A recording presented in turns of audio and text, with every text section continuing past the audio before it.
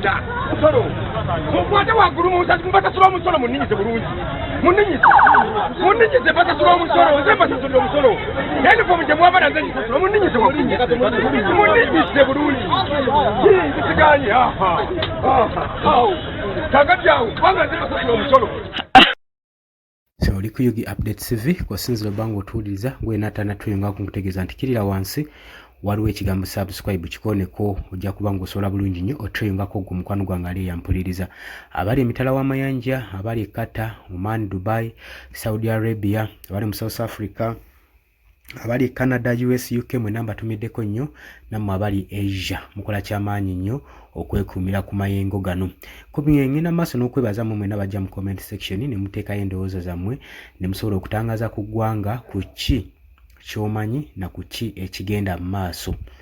Embeera bw'etwabula mu ate abalayikinga ne musharinga nammwe mbeebaza ekyensuso mukola kyamaanyi nnyo okubeera ku mayengo gano aga Yugi Update TV.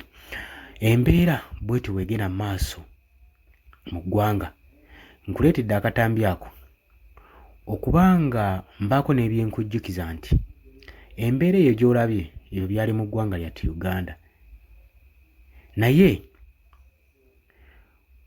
omukuumaddembe ddi wasaanidde okumanya nti nno omuntu wa bulijjo gw'akwata yamuvunaanyizibwako ku buli kimu, nti omuntu wa bulijjo yavunaanyizibwa ku oyo ow'ekitongole ekikuumaddembe.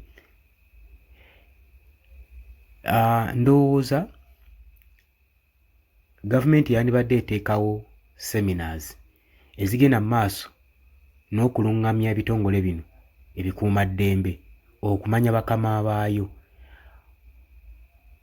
Okubanga omanyi mukamaawo tekitegeeza nti nno oyo akusasula omusaala yabeera mukamaawo n'oyo akuduumira, wabula olina omumanya abavaamu salaleyo abo basingira ddala okubeera bakamaabo, kubanga olunaku lwe beekyanga ne bakuvaamu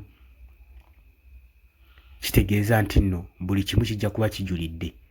So embeera eyo waliwo ebintu ebimu bye tutarecognizinga mu ggwanga so nga ate y'ensonga enkulu ewaniridde obulamu bwaffe. So mu ki kyennoonya eno point nti oyo yenna ali mu kitongole ng'oli mu security agency manya nti nno omuntu wa wansi wa mugaso nnyo gy'oli mu bulamu bwo, era singa taliiwo naawe tosobola kubeezaawo bulamu bwo. So simanyi gwe ngeri ki yolowoozaamu ku nsonga eno, osobola okujja mu comment section n'oteekayo endowooza yo n'otutangaaza kusinziira gwe ku ntegeerayo ng'ebintu w'obiraba. Nenga oli ku Yugi Update TV kubadde osinzira okuba ng'otuwuliza. Mbaagala nnyo, mweraba.